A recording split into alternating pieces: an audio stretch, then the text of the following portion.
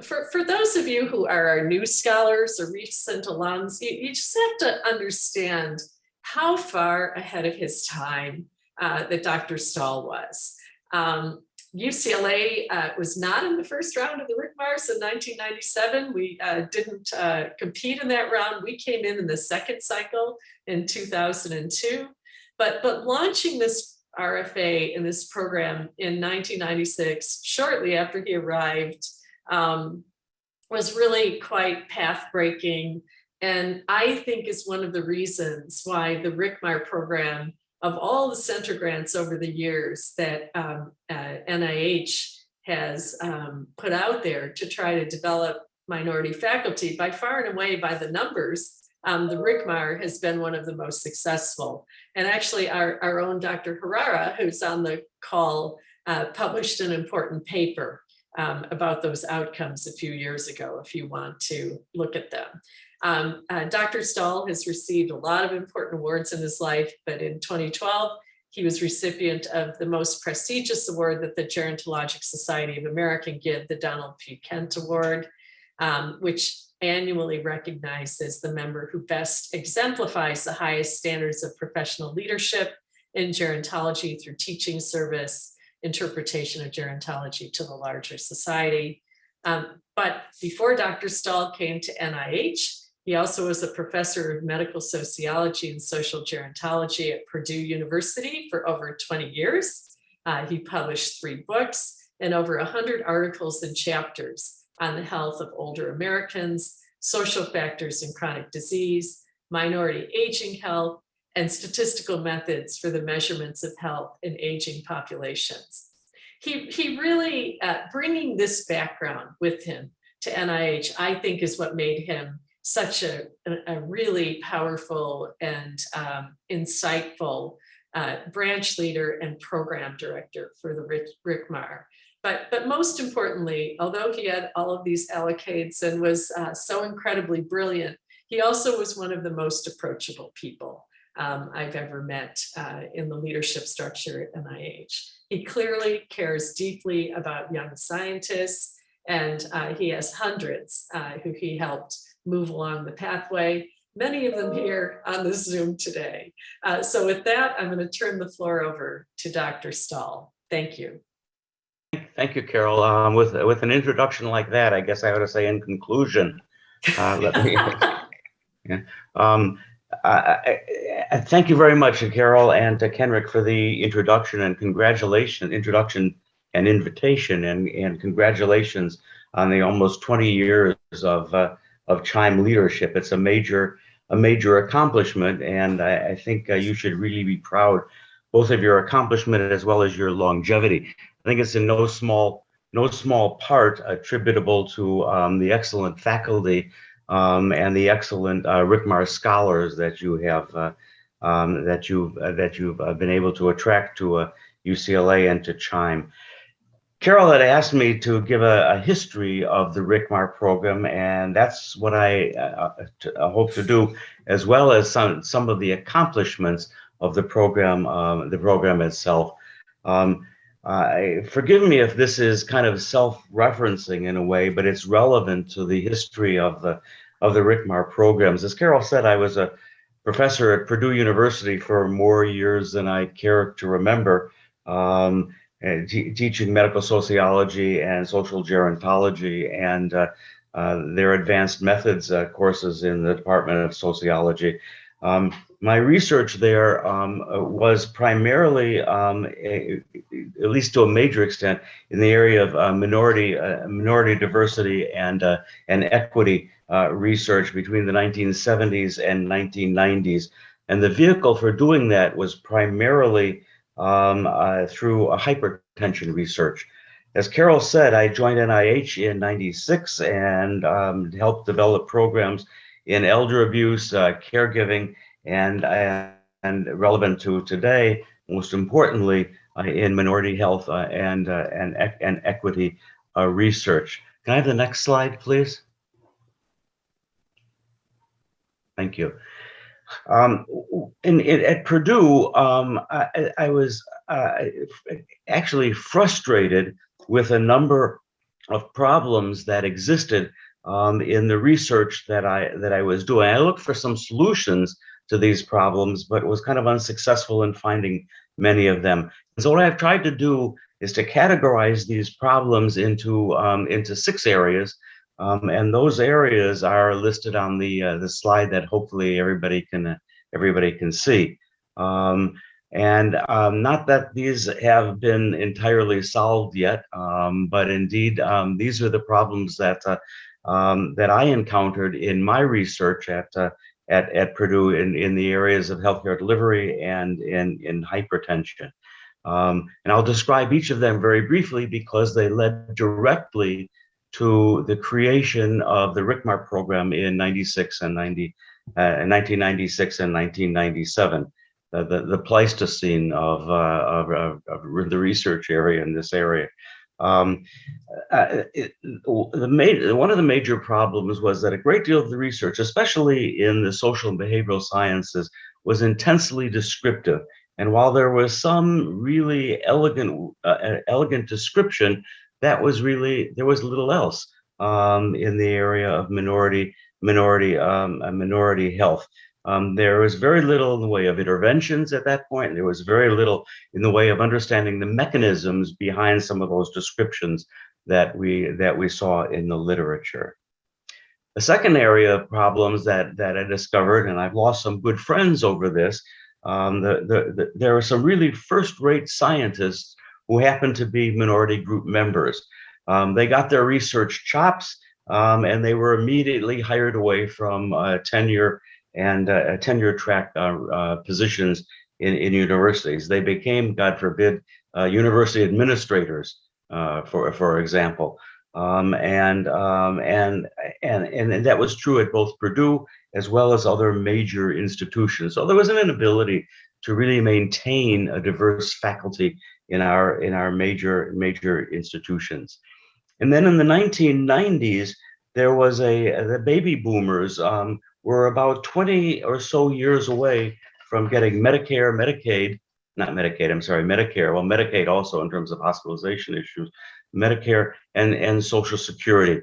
And there were going to be, as we all know, because of the baby boomer boom, which happened and when these people reached about age 65 or so, there were a whole host of problems, not only for them, but also for the society in general. The population was increasing in needs of caregiving, for example, healthcare delivery, new social roles, and so forth. And there were precious few gerontologists and even far fewer geriatricians available to do research on the kinds of problems that existed.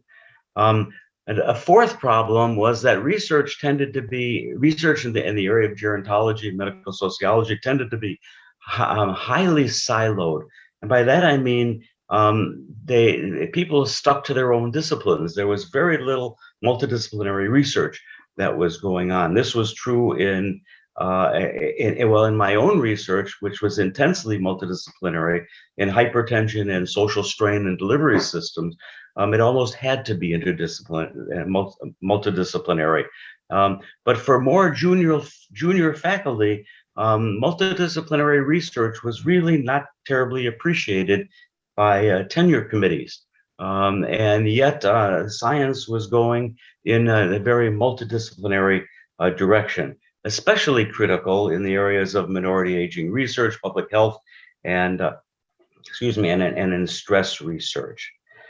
A fifth problem area that I encountered in minority health research was concerned itself with measurement and conceptual variability. I was troubled in my own work and looking for measures that I could use for various research projects with generalizations that were made from instruments and concepts that were developed for a white community, a non-minority community, to the minority community. I kept wondering, can the same operationalizations be used in minority groups that we're using in the not so minority groups? And equally importantly, and maybe even more critical, were generalizations within minority groups. For example, southern rural African Americans have a very different life set of experiences than do northern or urban African Americans.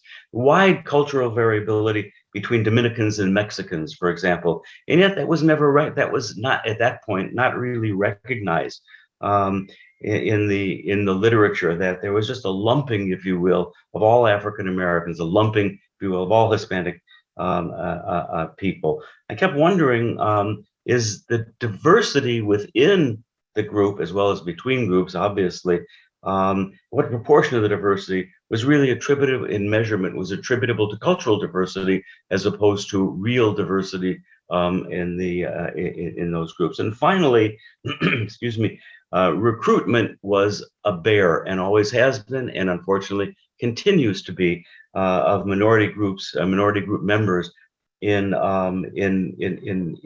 research. Obvious historical reasons and obvious cultural reasons for that. I developed what someone jokingly called Stahl's law of 40%. And granted, this is not based on an N of 2, so forgive me, but that's going to have to be the way it is. There was always a problem in recruiting minority group members into research projects that I was conducting, as well as other colleagues were conducting. And we always achieved something like, and at least in the two projects in which there were major recruitment efforts on that I was involved in, we were able to recruit 40% of what we anticipated in the minority population into our studies. Somehow there had to be a science of recruitment that was just not available to us at that point. So, given all these problems, I was kind of surprised, and I had been somewhat vocal about them in professional meetings and some of my writing. I was always surprised to find that NIH still wanted me to come and be in their program. Can I have the next slide, please? And this is where the Starbucks epiphany comes in. My apology. I just have a Starbucks card that I put $50 on because I keep spending money on it. But in the first week that I was at NIH, Dr. Robin Barr, who was then the associate director of extramural affairs, sorry, at NIH, invited me to Starbucks to get acquainted, since I had not spent much time alone with him before during their recruitment process of me. And it was really curious that the two of us shared mutual interests, especially in the area of minority health. We shared the same kinds of frustrations, and we found that we were kind of two like-minded characters in the middle 1960s about minority health issues. And Dr. Barr added to my list of problem areas, one problem area and one major solution, and that Robin was frustrated by the inability to recruit good mentors into the various training programs and fellowship programs that NIA had sponsored. There were training grants were devilishly hard to get, and they were few and far between. So that was a seventh problem area. And then Robin suggested or introduced me to a program project mechanism at NIH called P30s. And the RCMARs are indeed within that mechanism. They're P30s. They traditionally consist of cores and R01-like research grants tacked on or facilitated by those cores. Robin suggested, he didn't say it directly because he'd probably get fired, but he intimated that he would kind of look the other way. If indeed there were no R01-like projects associated with the program, but instead there were just cores associated with the program, and within one of those cores there would be small research projects. You know them now, and the four scholars, I believe four scholars that were introduced earlier, have those kinds of pilot grants now. Well, that suggestion and Robin's addition of the mentor problem was kind of all I needed to kind of rework. Robin called it finagle the P30 mechanisms within NIH's system. So I wrote the RFA, they're now called FOAs, for the RCMARs. And it was a very, I must admit to you, a very cathartic experience. Money was forthcoming from Dr. Hodis, and for whatever reasons, we got through all of the hoops of publishing the RFA, going through the usual mechanisms, which usually is an unbearable year to 2 year issue very, very quickly. And as Carol mentioned, the first awards were made at the very end of 1997. There were 6 RCMARs at that point, and 3 of them, curiously, are still involved in the program. That's the program at UCSF, the Center for Aging and Diverse Communities, the program that Carol mentioned at Colorado, joint with the University of Washington, the Nature Elder Research Center, and the University of Michigan, joint with Wayne State, the Michigan Center for Urban African American Research. The second round of RCMARs, UCLA, CHIME, or the Center for Health Improvement of Minority Elderly, I think I've got all those correct, joined, and now hence you're in your 20th year. So what I'd like to do is now map the goals or the mission statements of RCMAR, with those problem areas that Robin and I identified years ago. Can I please have the next slide? Thank you. Each of these statements is one of the goals of the RCMAR program. One of them is to increase the number of researchers in doing minority aging research. Now, not all of the numbers that I'm going to present to you below that follow are in minority aging research, but they are in major research areas. Most of them are, because you can't get those kinds of data. Most of them, however, are very impressive and indeed have bearing on the increase in the number of researchers focused on minority health. And by the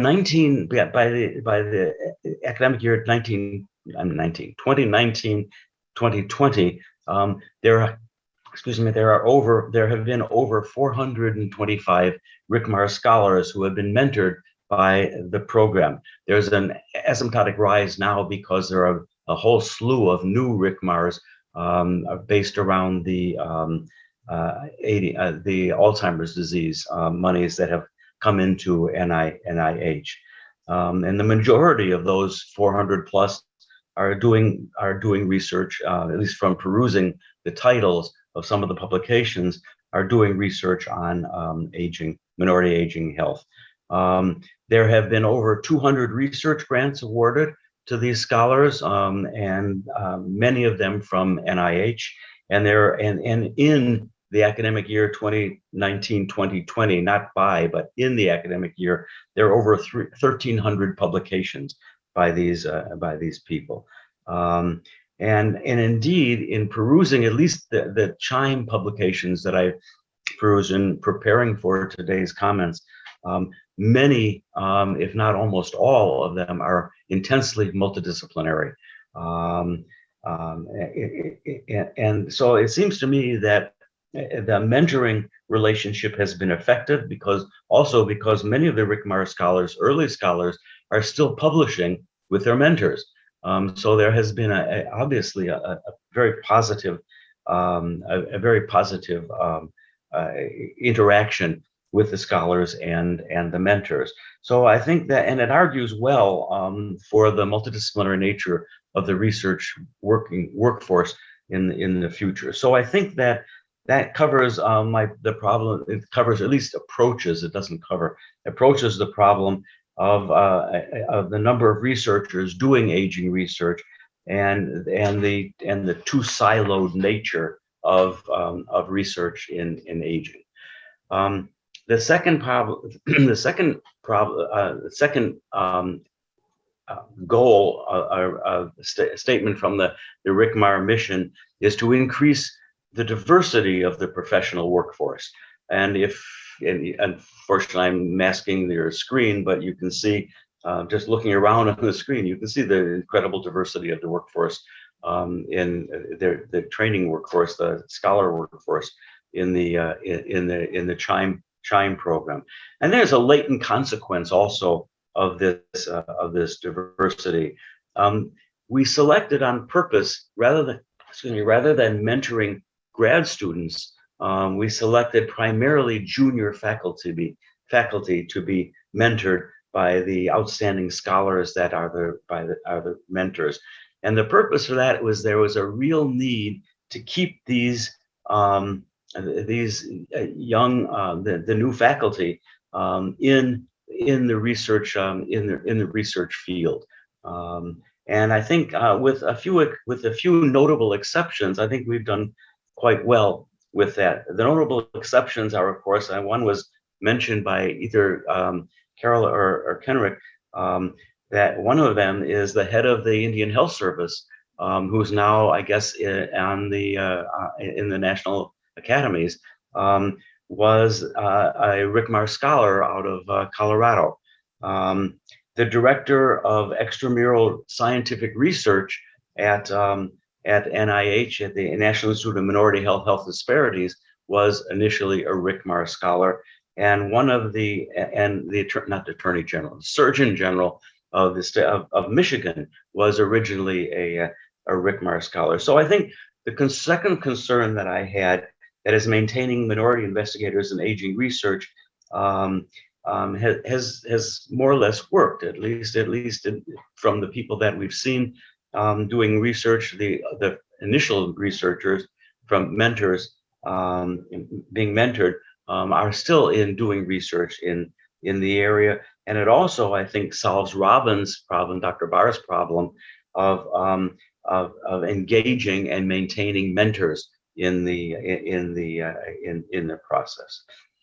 Can I have the next slide, please?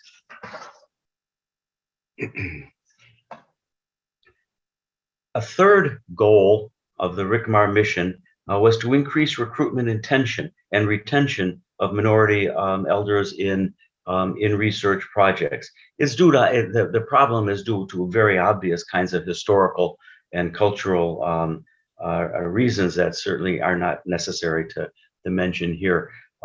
But there have been a number of RCMAR studies that have been published dealing specifically with recruitment and retention of minority elders. There's a book that the late Dr. James Jackson published under our auspices called The Science of Retention. There's a special issue of the Gerontologist on recruitment and retention.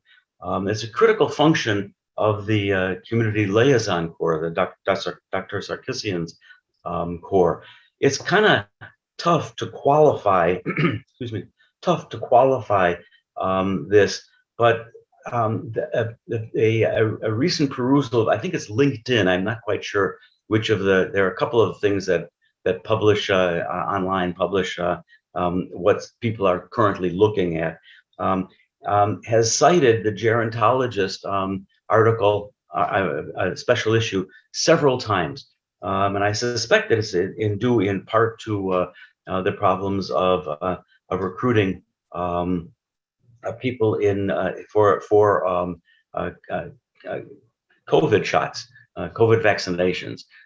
So that's kind of impressive. So I think that in terms of recruitment, I think that's also been at least approached. I don't know whether solved, but certainly approached by some of the research in RCMAR. The measurement issue also, that I mentioned before, is still a significant problem. You know, what proportion of the disparities are really due to measurement variance, both within and between groups? But we've seen a great increase in knowledge in this. When Columbia University was part of the program, there were major efforts to increase measurement, and indeed UCSF sponsored a whole seminar series on measurement.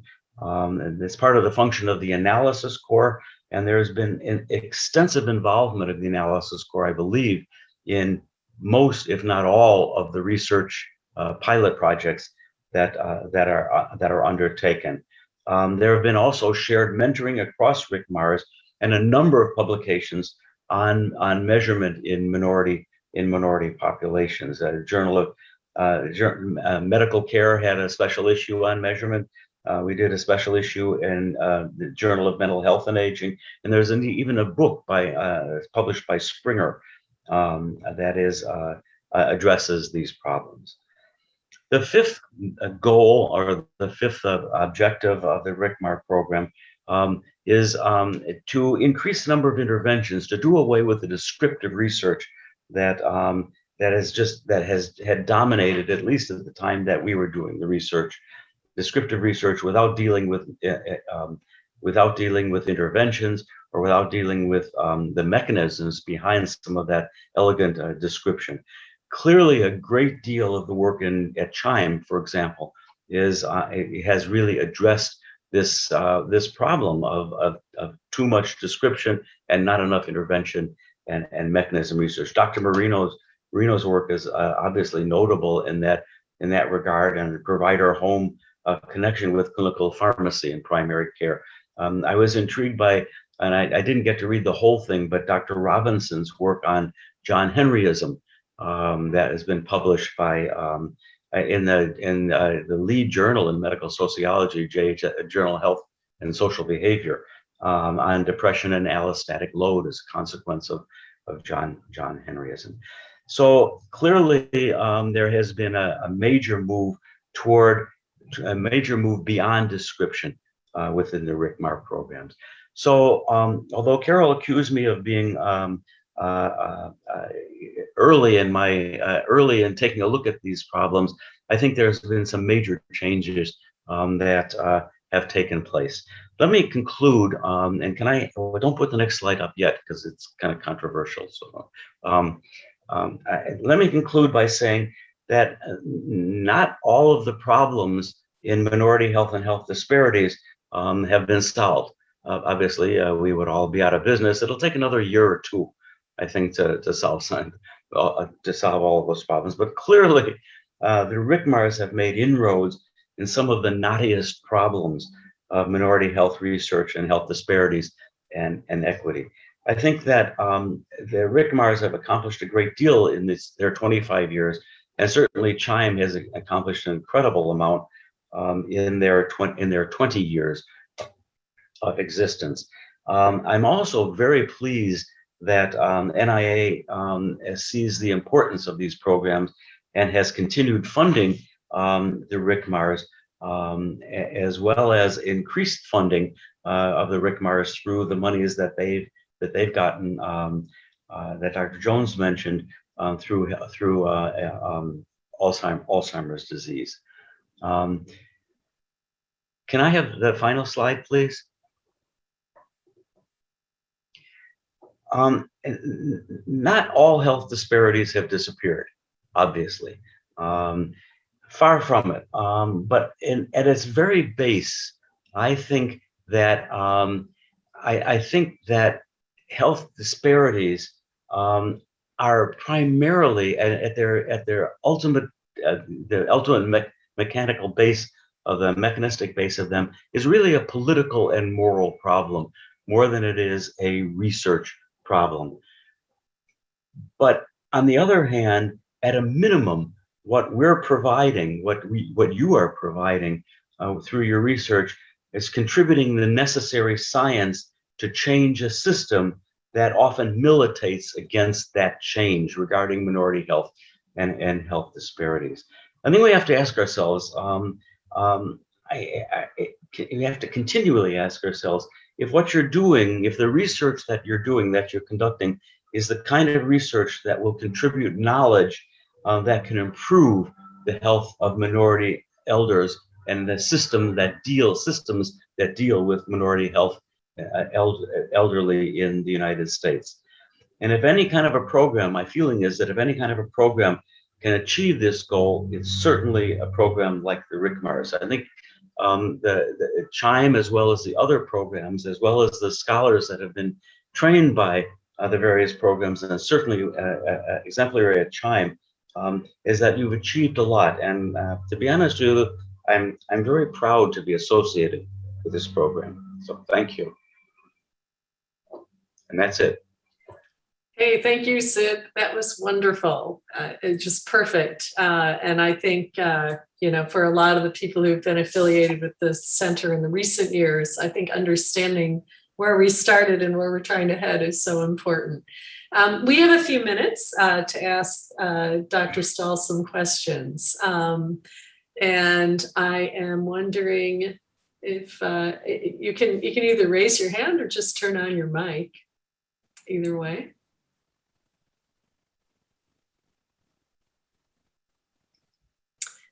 Okay, then I will take the chair's prerogative here and ask a question, and I won't make it an easy one, Sid.